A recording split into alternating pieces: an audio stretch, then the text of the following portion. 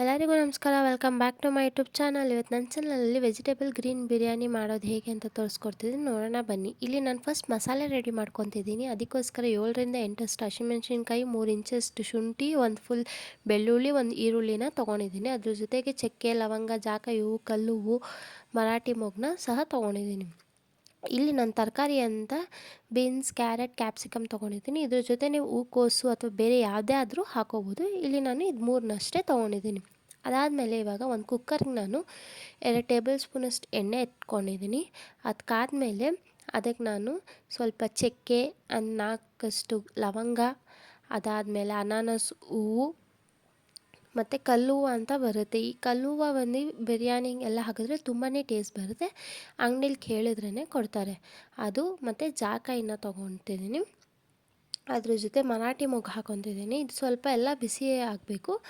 ಅದಾದಮೇಲೆ ಇಲ್ಲಿ ನಾವು ಕಟ್ ಮಾಡಿ ಇಟ್ಕೊಂಡಿರುವಂಥ ಈರುಳ್ಳಿ, ಒಂದು ಫುಲ್ ಈರುಳ್ಳಿ, ಅದಾದಮೇಲೆ ಒಂದು ಫುಲ್ ಬೆಳ್ಳುಳ್ಳಿ, ಆಮೇಲೆ ಶುಂಠಿ, ಹಸಿಮೆಣ್ಸಿನ್ಕಾಯಿ ಇಷ್ಟನ್ನು ಹಾಕ್ಕೊಬೇಕು.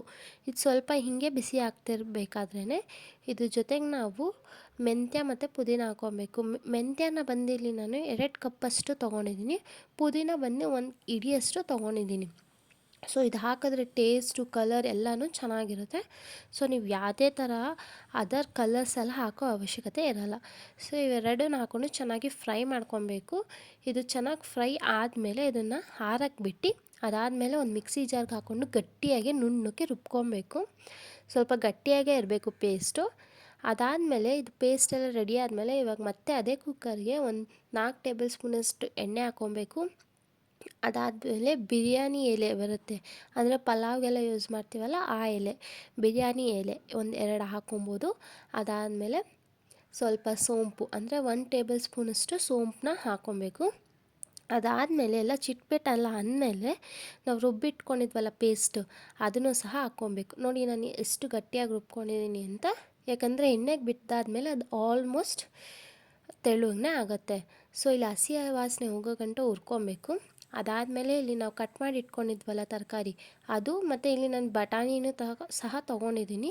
ನೀವು ಬಟಾಣಿ ಬದಲು ಡಬಲ್ ಬೀನ್ಸು ಸಹ ಹಾಕ್ಕೊಂಡ್ರೆ ಇನ್ನೂ ಟೇಸ್ಟ್ ಚೆನ್ನಾಗಿರುತ್ತೆ. ಸೊ ನಾವು ತೊಗೊಂಡಿರೋ ತರಕಾರಿ ಮತ್ತು ಬಟಾಣಿನೂ ಸಹ ಹಾಕ್ಕೊಂಡು ಎಲ್ಲ ಚೆನ್ನಾಗಿ ಮಿಕ್ಸ್ ಮಾಡ್ಕೊಬೇಕು. ಅದಾದಮೇಲೆ ಇದನ್ನೆಲ್ಲ ಚೆನ್ನಾಗಿ ಮಿಕ್ಸ್ ಮಾಡಿ ಎಣ್ಣೆ ಬಿಡೋದಕ್ಕೆ ಬಿಟ್ಬಿಡಬೇಕು. ಅಲ್ಲಿವರೆಗೂ ಒಂದು ನಾಟಿ ಟೊಮ್ಯಾಟೋನ ತೊಗೊಂಡು ನಾವು ಸಣ್ಣಕ್ಕೆ ಹೆಚ್ಚಿಟ್ಕೋಬೇಕು.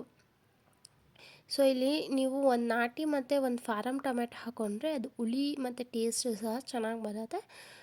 ಸೊ ಇಲ್ಲಿ 2 ಹಾಕ್ಕೊಂಡು ಸಣ್ಣ ಕಟ್ ಮಾಡ್ಕೊಂಡು ಹಾಕ್ಕೊಂಡಿದ್ದೀನಿ. ಅದ್ರ ಜೊತೆಗೆ ನಮ್ಗೆ ಎಷ್ಟು ಬೇಕೋ ರುಚಿಗೆ ತಕ್ಕಷ್ಟು ಉಪ್ಪು ಸೊ ಹಾಕ್ಕೊಂಡು ಚೆನ್ನಾಗಿ ಮಿಕ್ಸ್ ಮಾಡ್ಕೊಬೇಕು. ಇಲ್ಲಿ ನಾನು 2 ಗ್ಲಾಸ್ ಅಕ್ಕಿ ತೊಗೋತಿದ್ದೀನಿ. ಅದಕ್ಕೆ ನಾನು ಇಲ್ಲಿ 2 ಚೊಂಬಷ್ಟು ನೀರು ಹಾಕ್ಕೊತಿದ್ದೀನಿ.